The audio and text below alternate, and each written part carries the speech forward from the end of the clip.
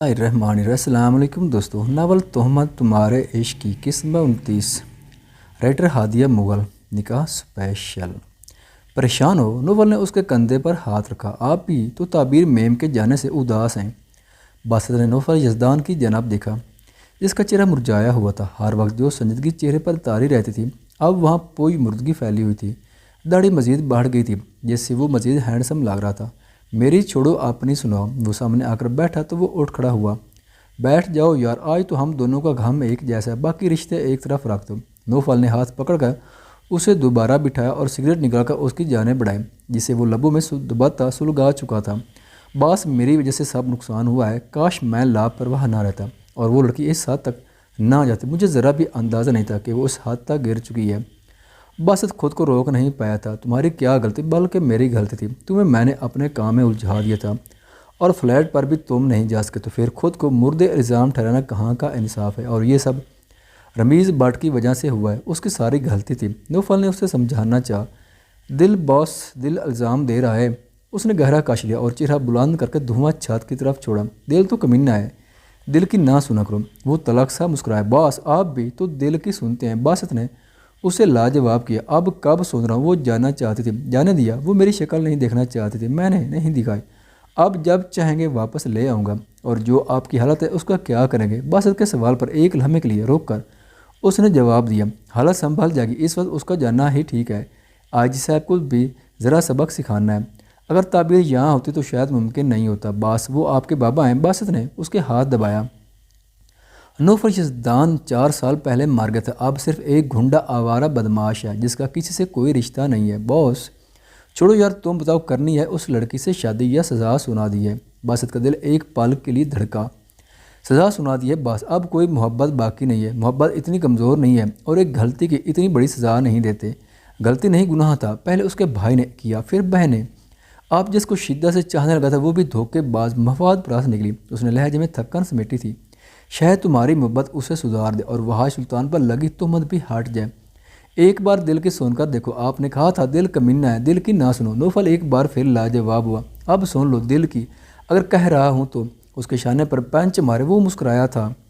باسط نوفل یزدان کو دیکھے مسکرا بھی نہ سکا، جس کے چہرے پر گہری شکست کی پھیلی تھی۔ حویلی کو دیکھتی وہ آسودہ سا مسکرائی۔ سب ویسا ہی تو تھا، کچھ بھی نہیں بدلا تھا، بس وہ بدل گئی تھی، آباد ہو گئی تھی۔ بے شک اس کو نہ بتاتے، لیکن آج وہ سر اٹھا کر حویلی میں داخل ہوئی تھی۔ سب نے اس کا دیدہ زیب لباس، اس کا خوبصورت سراپا نہایت حیرانگی سے دیکھا تھا۔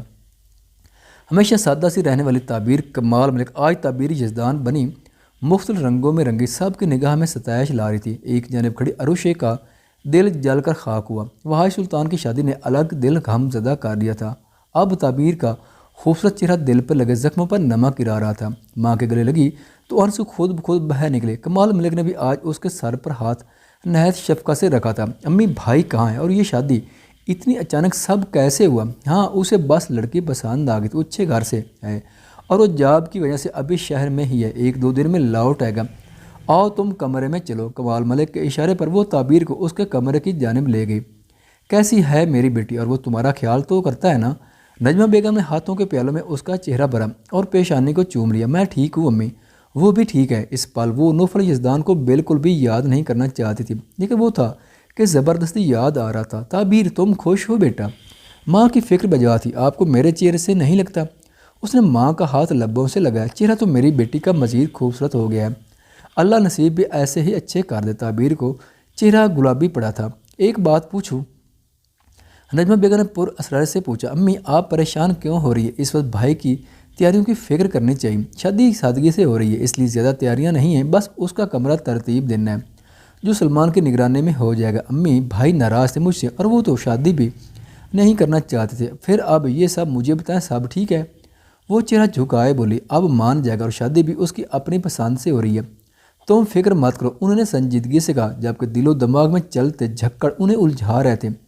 نہ جانے وہ آج حویلی آتا بھی یا نہیں۔ تعبیر، انہوں نے دوبارہ اس کے چہرے کی طرف دیکھا۔ پوچھ لیا امی، آپ کیا پوچھنا چاہتی ہیں؟ ان کے چہرے پر پھیلی فکر مندی، پر وہ مسکرائی تھی۔ وہ تمہیں مارتا تو نہیں، ذلیل تو نہیں کرتا؟ خوش ہو نا تم؟ دیکھو اپنی ماں سے کچھ مت چھپانا۔ تعبیر نے حیرت سے ماں کو دیکھا، اور جس شخص کو یاد نہیں کرنا تھا اسی کی یادوں نے بری طرح حملہ کیا تھا۔ اس نے تو ہاتھ بھی نہیں لگایا تھا جب بھی مرا تھا تعبیر نے اسے مارا تھا، جب بھی کچھ الٹا سیدھا کی کہا تھا تعبیر نے کہا تھا، اور خوشی کے معنی اس کی ہمراہی میں ہی سمجھ آئے تھے۔ وہ اسے مارنے کا سوچ بھی نہیں سکتا تھا، لیکن اس کی خاطر کئی قتل کر سکتا تھا۔ اسے وہ قتل یاد آنے لگا، لیکن اب اس وقت ڈر نہیں تھا۔ اس وقت آنکھوں کے سامنے نوفل یزدان کا جنون تھا جو اسے سہما نہیں رہا تھا بلکہ اچھا لگ رہا تھا۔ تعبیر، اس کی امی نے بازو ہلایا۔ نہیں امی، وہ بہت اچھے ہیں، ایک سخت نظر بھی مجھ پر ڈالنا وہ گناہ سمجھتے ہیں، اگر مجھ سے زیادہ وہ میرا خیال رکھتے ہیں، پھر وہ شخص مجھ کیسے مار سکتا ہے؟ پوری سچائی سے بولتی وہ نجمہ بیگم کی پریشانی رفع دفع کر چکی تھی۔ انہوں نے اسے گلے سے لگایا۔ اگر نوفل یزدان تعبیر کے لبوں سے نکلتے اس کی محبت کے پھولوں کی داستان سن لیتا تو شاید دل تھام لیتا۔ اپنی سماعت پر اسے کبھی بھی یقین نہیں آتا کہ یہ سب کہنے والی تعبیر ہے۔ مام، یہ کیسا ہے؟ اس نے تبسم بیگم کی توجہ سامنے ڈریس پر دلوائی جو بلیک کلر کا سکرٹ اور ٹاپ تھا۔ ٹرائی کر لو، اگر فٹ ہے تو لے لینا۔ تبسم بیگم نے مسکرا کر اسے کہا اور خود بقیہ ڈریسز دیکھنے لگی۔ کافی ڈریسز وہ لے چکی تھی۔ وہ ڈریس لیتی ایک بار فلٹر روم کی جانب بڑھی جب اس کی چیخ بے ساختہ نکلی جس کو اس نے منہ پر ہاتھ رکھ کے دبایا تھا۔ سامنے کھڑے وحاش سلطان کو دیکھ کر اس کا حال مکمل خشک ہو چکا تھا، جو کڑے تیوروں سے اسے ہی دیکھ رہا تھا۔ چہرے پر شفاق پن اور آنکھوں میں سرخی حیل تھے۔ انابیہ کا وہ اس وقت ایک پر اسرار خوفناک شخص لگ رہا تھا۔ اس نے قدم پیچھے لینے چاہے، وحاش نے اسے اندر کھینچ کر دروازہ بند کیا تو وہ جیسے خوف سے سرد پڑی۔ اتنی جلدی وہ اس کا سامنا نہیں کرنا چاہتی تھی، اپنی شادی والے دن ہی اسے منانا چاہتی تھی، پر وہ تو خود ہی آ گیا تھا۔ آپ یہاں کیا کر رہے ہیں؟ تم سے ملنے آیا تھا، وہ لاپرواہی سے بولا، جبکہ انابیہ کی آنکھیں حیرت سے پھیلیں۔ اتنی رحم دلی کی امید ہی کہاں تھی اسے؟ مجھ سے مگر کیوں؟ وہ بڑبڑائے، ایسے ہی دل چاہا تھا۔ وحاج، وہ میں آپ سے معافی۔ انابیہ کو اس سے بہتر موقع نہیں لگا تھا۔ شش، وحاج نے اس کے لبوں پر انگلی رکھی، اس بارے میں ہم کوئی بات نہیں کریں گے، اس نے گہرے لہجے میں کہہ کر اسے مزید کچھ بھی کہنے سے روک دیا۔ انابیہ کے گال تپے۔ اس بے باک حرکت کی اسے امید نہیں تھی، جبکہ اس کی اگلی حرکت نے سانس حلقے میں روکا۔ وحاج نے اس کی کمر کے گرد بازو حائل کیا تھا۔ یہ کیا کر رہے ہیں وحاج؟ اس نے سینے پر ہاتھ رکھ کر فاصلہ بنانا چاہا، جبکہ وجود میں چبھن ہونے لگی تھی۔ قریب آ رہا ہوں، اتنا قریب جتنا تم چاہتی تھی۔ وحاج نے اس کے ملامت بھرے چہرے پر انگلی ٹریس کی اور خماری سے کہا۔ انابیہ کے وجود میں سرد لہر دوڑ تھی، جبکہ اس نے تھوڑی دبوچ کر اس کا چہرہ اوپر کیا۔ اس کی گرفت میں کافی سختی تھی۔ کافی خوبصورت ہو تو میں ایسے ہی تم سے نظریں چرائے رہتا تھا، وہ چہرے پر جھکتے پر اسرار سے بولا۔ وحاج، وہ اسے دور ہٹانے کے لیے جھٹاپ ٹائم جب وحاج نے اس کی نازک کمر پر گرفت سخت کر لی۔ درد سے اس کی آنکھوں میں نمی چمکنے لگی۔ کیا ہوا؟ میرا قریب آنا برا لگ رہا ہے، وہ نہایت فکر مندی سے بولا، جبکہ انابیہ کو اس کا یہ انداز سمجھ سے باہر کا لگ رہا تھا۔ آپ جائیں یہاں سے، وہ بھیگی سی آواز میں بولی۔ یہ ٹرائی کرنے آئی تھی۔ انابیہ کا رنگ فاق ہوا۔ مجھے ایسے ڈریسز بالکل بھی پسند نہیں ہیں۔ انابیہ کی آنکھوں میں اپنے سرد آنکھیں ڈالے وہ سنجیدگی سے بولا، میں بس ٹرائی بھی نہیں کروں گی۔ نہیں کرتی، آپ پلیز جائیں۔ وہ کچھ حد تک ریلیکس ہوئی تھی۔ وحاج نے اس کی دونوں کلائیاں تھام کر سامنے کی تو وہ درد سے کراہی۔ زخم پر چھوٹی چھوٹی بینڈیج تھی۔ درد زخم کی وجہ سے نہیں، اس کی گرفت کی وجہ سے ابھرا تھا۔ وحاج، مجھے درد ہو رہا ہے، وہ روحان سی ہوئی تھی۔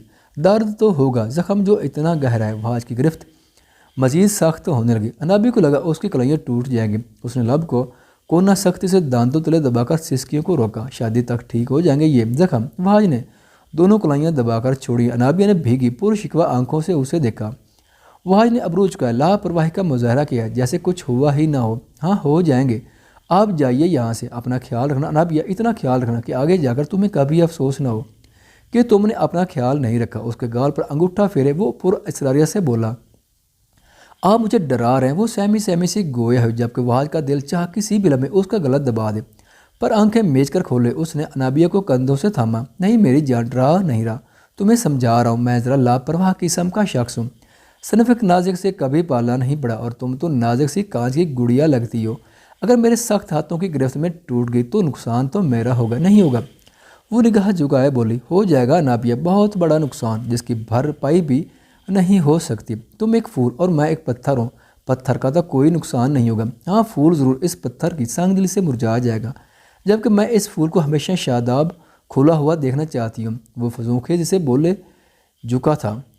انابیہ کا چہرہ سرخ پڑا۔ اس حد تک بے باک لفظوں کی اسے امید نہیں تھی۔ دوبارہ کہہ رہا ہوں، اپنا بہت خیال رکھنا۔ اس کا گال تھپ تھپائے وہ اسے دوسری جانب کرتے دروازہ کھولنے لگا۔ ایسے ڈریسز مت لینا۔ اس نے مڑ کر دوبارہ سیاہ آنکھوں میں سرد پن بھرے کا اور باہر نکل گیا۔ انابیہ نے بمشکل اپنا رکا سانس بحال کیا تھا۔ اپنے دل پر ہاتھ رکھے وہ دھڑکنوں کو بامشکل سنبھال پائی تھی۔ جس شخص نے ہمیشہ سخت سنگ دلانہ لفظ کہے تھے، آج اس کی نرمی انابیہ سلطان کو حیران پریشان کر گئی تھی۔ یہ سب اسے حقیقت سے بہت دور بھی لگ رہا تھا، جیسے یہاں وحاش سلطان کی بجائے کوئی اور تھا۔ وہ اپنی سوچ پر مسکراتی باہر نکلی تھی۔ اب سے وحاش سلطان کی پسند کی ہر چیز لینی تھی۔ امی بھائی اب تک نہیں آئے، نہ ہی ان کا نمبر آنے۔ تعبیر کی پریشانی بجا تھی۔ کل اس کی بارات تھی اور وحاش سلطان کی کوئی خبر نہیں تھی، نہ جانے وہ کہاں گم تھا۔ تمہارے بابا سے بات ہوئی ہے؟ وہ کہہ رہا تھا کل وہ وہیں سے آئے گا، مطلب بھائی حویلی بھی نہیں آئے گے۔ اور بھابھی کہاں رہ گئی؟ تعبیر کے چہرے پر ناقابل فہم تاثرات پھیلے۔ وہ یہیں آئے گی، پر وہ کہہ رہا تھا کچھ ضروری کام ہے، وہ نپٹا کر آ جائے گا۔ تم جاؤ اوپر دیکھو وحاش کے کمرے میں اس کی دلہن کے کپڑے سیٹ ہوئے یا نہیں۔ ملازمہ کو کہا تھا عروشے بھی ہے، اب تم دیکھ لو۔ ایک ہفتہ تیاریوں میں کیسے گزرا پتہ ہی نہیں چلا تھا، لیکن تعبیر ایک بار بھی ان کے ساتھ نہیں گئی تھی۔ نوفل نے ٹھیک ہی کہا تھا کہ روز اس کی سب تیاری کر دے گی۔ فنکشن کے لحاظ سے ہر قیمتی ڈریس اس کے سوٹ کیس میں موجود تھا۔ دوسرے سوٹ کیس میں میچنگ آئٹمز، ہر چیز ترتیب سے موجود تھی کہ وہ کچھ بھی آرام سے فنکشن پر پہن سکتی تھی۔ سب کچھ تھا اس کے پاس، لیکن نوفل یزدان نہیں تھا، اور یہ کمی اسے جس شدت سے محسوس ہو رہی تھی شاید وہ خود سے بھی چھپا رہی تھی۔ کل بارات تھی، مہندی کی رسم چونکہ ممکن نہیں تھی، وحاش ہی موجود نہیں تھا، اس لیے ڈائریکٹ نکاح اور رخصتی تھی۔ وہ اوپر بڑھتی وحاش کے کمرے میں گئی جہاں کھڑی عروشی نے اسے حقارت بھری نگاہ سے دیکھا۔ لانگ پرنٹڈ شرٹ اور پلازو میں بالوں کو چوٹیا میں مقید کیے، وہ کانوں میں ڈائمنڈز کے چھوٹے چھوٹے ٹاپس پہنے ہوئے عروشی کو ایک آنکھ نہیں بھا رہی تھی۔ اس کے لبوں پر پھیلا گلابی رنگ اسے نوچ لینے کے لیے اکسا رہا تھا۔ کافی سجنے سنورنے لگی ہو، وہ تن سے باز نہیں ہے۔ تعبیر کا رنگ فاق ہوا، زبان جیسے تعلق سے چپکی۔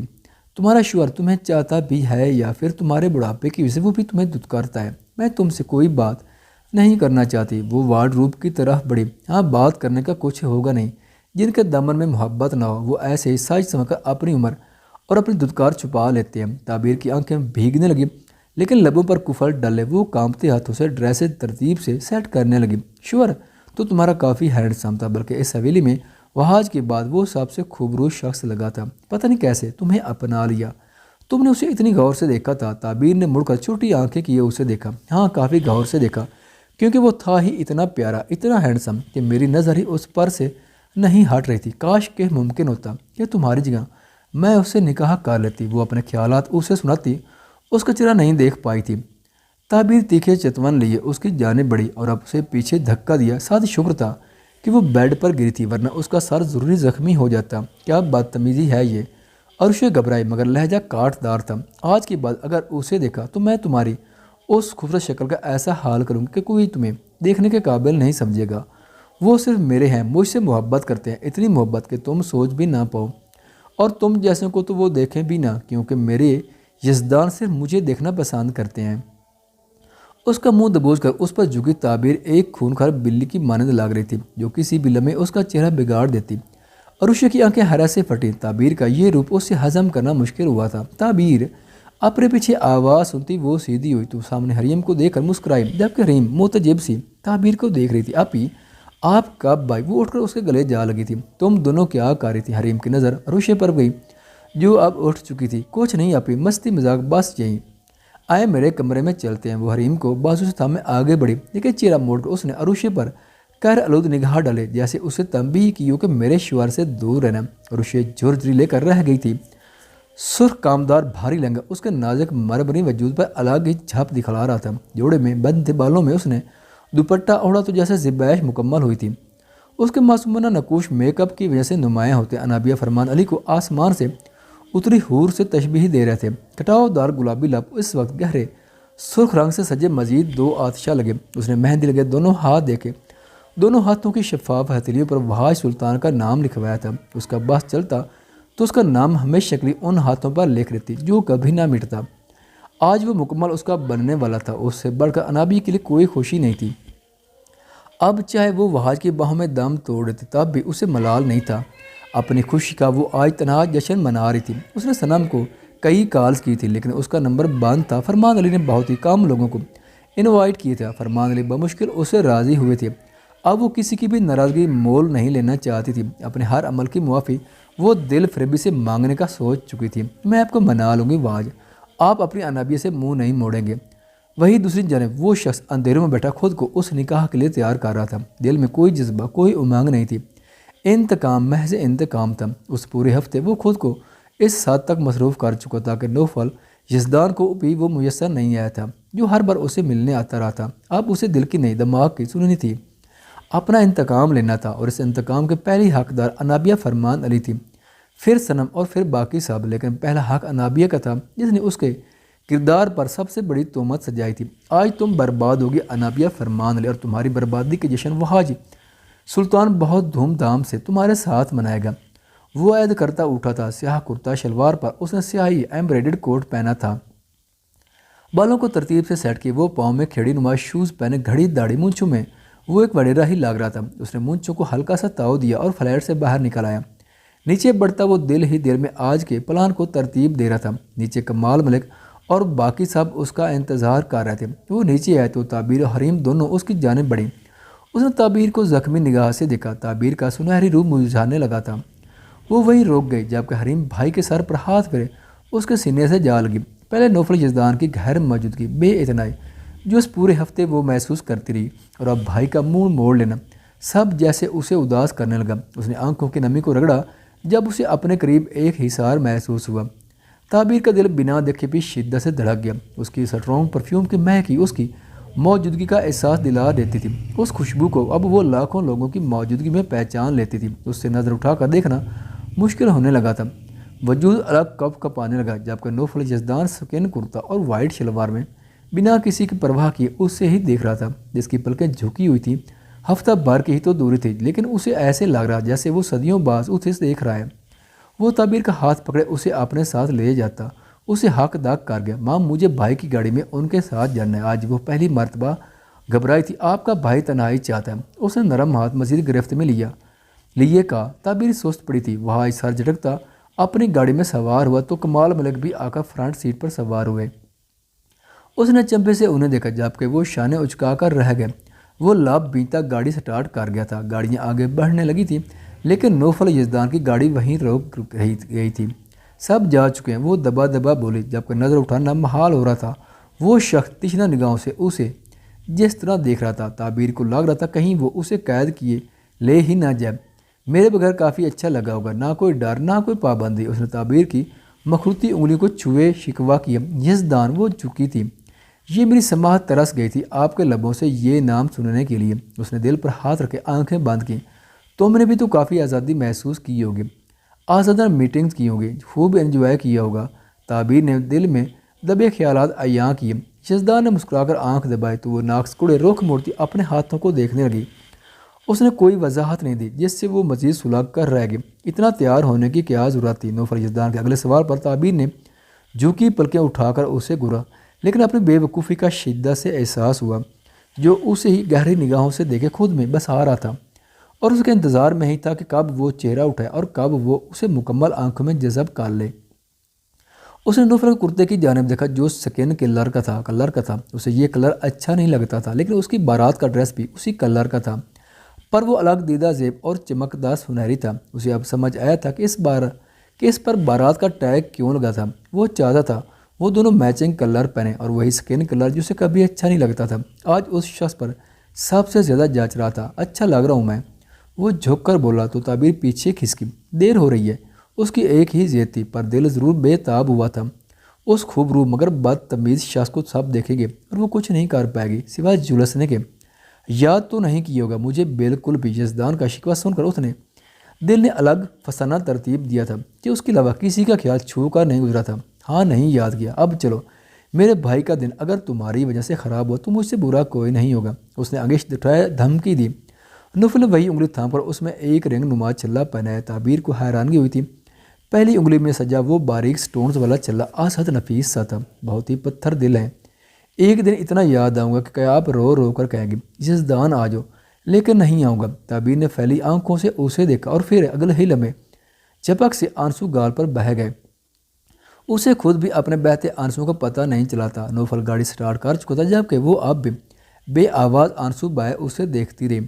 یزدان نے بے اختیار اسے دیکھا اور اگلے ہی پل نوفل یزدان کا دل شدت سے تڑپ اٹھا۔ تعبیر، اس نے ہاتھ بڑھا کر آنسو کی موجودگی محسوس کرنا چاہے، لیکن اس نے ہاتھ پر بری طرح ہاتھ مارا آئی سویئر میں صرف مذاق۔ وہ بریک پر پاؤں رکھے اس کی طرف مڑا تھا۔